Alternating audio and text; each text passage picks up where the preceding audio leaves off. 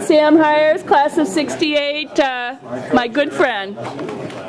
No handshakes this hard. All right, I'm going to talk about Coach Barnett. Get everybody to be quiet first. And everybody be quiet first, according to Kathy. We had a great football team. Some of you may have remembered, but we absolutely devastated every opponent we faced except for one, Centerline. And we were actually ranked top 10 in the state for a couple of years. But before I go on, I have to have full disclosure here. Because a couple days ago, when I dug up my Mott letter, I also found something else. And I want you to know I'm a marauder in my heart, but I found... Oh, boo, hiss. And I found a team picture when I was a sophomore on the Centerline football team. But I truly love Mott. Okay, so let me go on with the story. Why did we win all those games? Why were we so good? I don't think it was because we had great players as individuals and raw talent. It was the coach. And that's evident to, it should be to everybody, because how can the Detroit Lions be, you know, they get the top draft picks every year. All right, so it really does come down to coaching. So what's the magic in the coaching, and why are we so good, and why was our coach so good? I'm going to give you one example. There were many, but it's a personal example. One day we were doing drills. There was about 3 or 4 drills on the field. And I was in the tackling drill, and it was my time, you know, to tackle. And what the coach happened to be with us in our group, and got down in a 3-point stance, and there was a guy right across from me who was supposed to block me. And 2 yards on either side was an out-of-bounds line, and behind the blocker was a runner with a ball. The coach would blow the whistle. My job was to go somehow get around this blocker and make the tackle in the backfield. Then the runner was supposed to try and get through. Okay, to make a long story short, this is how I remember things. I hope the coach remembers a little bit of this. But I drew a guy that was my size, which was really skinny. And I knocked him right on his fanny and made the tackle in the backfield. And that was great, but no good deed goes unpunished. Instead of rotating out like I was supposed to, the coach said, "No, Sam, you stay in." And he got a bigger guy in front of me. And I remember I pushed him back. I didn't knock him on his butt, but I pushed him back and I made the tackle in the backfield. And then the coach called an end of practice, had everybody come around and gave him a lecture. I was just sitting there thinking, how am I going to survive this? And he put the biggest, meanest, ugliest guy across from me. And I remember hitting him as hard as I could. It was like running right into a brick wall, just like right into a brick wall. I couldn't move him, but I could move sideways, and I made the tackle. And so the coach put 2 guys across from me, and I darted in between them and made the tackle again. And he was lecturing people, and I'm going to talk about that lecture in just a minute. And then finally, he got the 2 biggest guys, and they creamed me. I touched the runner, but he made it through. Okay, so what was that all about? I think what that was about was the coach was trying to show us in his lectures in that instant, because he could have just had me go through, you know, the first time and say, good job. But I think he was trying to say, you might be an average, common person, and I certainly was. I was just a skinny runt.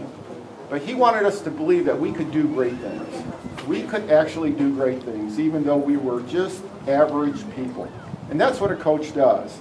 And that's what the coach did for us. And that stuck with me my whole life. And I think it did a lot of other players.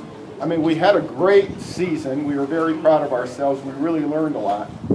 And I'm just going to show you one instance in my life, and there was many that lesson came through. It was about a year later, and I was working. I didn't go to school. I didn't go on to college. I was working as a draftsman.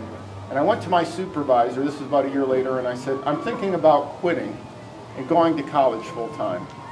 And he said, Sam, don't do it. The world is huge out there, and you're just a little fish. You know, he would have had me live in the shadow of his life, you know. And I thought about it for a couple days, and I remembered my lesson, and I went back to him a couple days later and said, no, I'm going to give it a try. I believe I can do it. And, you know, and that was the coach. That was what he taught us. And we are an assemblage of all of our lives' experiences, and in a real way, and I'm sure you feel this about a lot of your teachers, we are a reflection of our teachers, okay? So I think in closing, I would just like to say that a Buddhist might say that the coach was a shining moon, and I and all the rest of us who have teachers like the moons are the moon's reflection on the lake. Oh. I'll bring this back.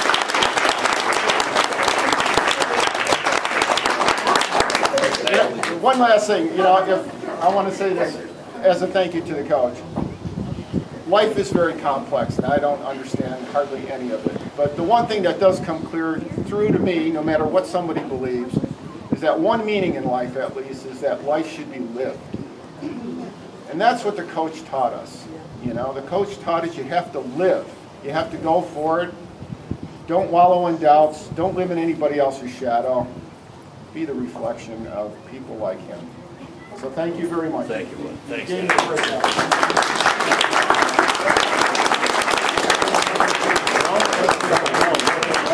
I'm not going to take much of your time. Say something. Say something. I'm going to say something. Oh, good. Not to say anything. I want to go along with what Mr. Puri said earlier. Please support public education. As you can see, a lot of you have grandkids now, or some of you might even have kids that are in school. We have to have public education. As most of you know, I had 5 daughters, a son, and now I have a stepson. My 5 daughters are school teachers. My son is a principal. And my oldest, my stepson, is a doctor. So we have to believe in public education. They all went to Warren High School. So we've got to do it. We've got to do it. For your grandkids and for your neighbors, anybody.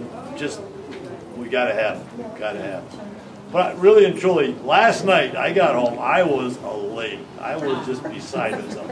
We had a great time last night. What would we have, 40, 50 people? I don't know. They're all loving you, though. I tell you, what a feeling. I'm 72 years old. We cry. The coach is crying. They've all seen me cry.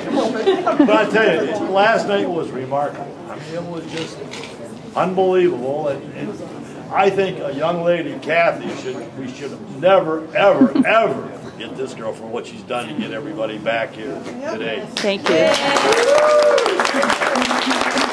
can go on and make a website, whatever. That's awesome. It is awesome. It really is. By the way, my wife just called. Guess who's at the gazebo? Which is a hall. Yeah. Mound Road. I don't know. Mound and 13. Herm Thomas. No. What? Now, I know some of you were upset because he didn't get involved. What? He is going to become a grandpa. They're having a shower for his daughter-in-law. Oh my gosh. And that's where he is. Oh, my God. Yeah, let's go. What's the address? I think. Wow. No. If it's a surprise to me. Okay, I'd love it if he popped in. Tell him. Are you going to see call him? my wife and tell her. Yeah. And Rosardi, what was her name? Rosardi? Rosemary Rosardi? She's there too. She's coming here and tonight. It's news to me. But anyway, thanks again. I really appreciate it. You've made an old man's day last night, today. Love it. Yay.